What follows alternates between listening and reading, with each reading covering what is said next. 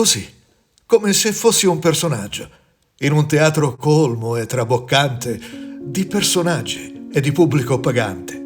E attori fossimo io e l'altra gente, e attori gli spettatori, i musici e i cantori. Tutti lì a rispondere solo alle battute, fatte da altri su temi sconosciuti, di un discorso chissà quando è iniziato e giustamente capitato secondo il tempo e il luogo in cui si vive, e se la gente parla solo oppure scrive. Come se tutti fossimo dentro un gran teatro, dove c'è chi ora c'è e chi c'è stato, chi esce, chi entra e chi si allontana. Chi sa tutta la storia e chi la trama, e la regia e lo sceneggiatore si tengono nascosti chissà dove.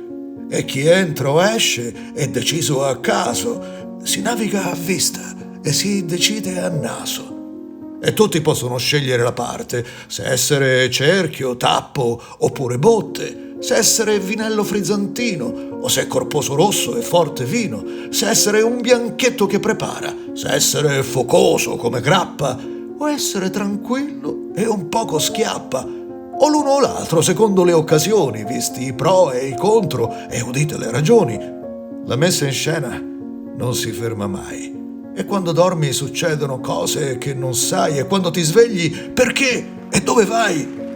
E poi finisce il ruolo e la tua parte. Si torna tutti a turno in camerino. Si rendono gli attrezzi e l'abito di scena e si esce nella luce del mattino che eterna scorre senza pena nel giorno che non teme più, la sera.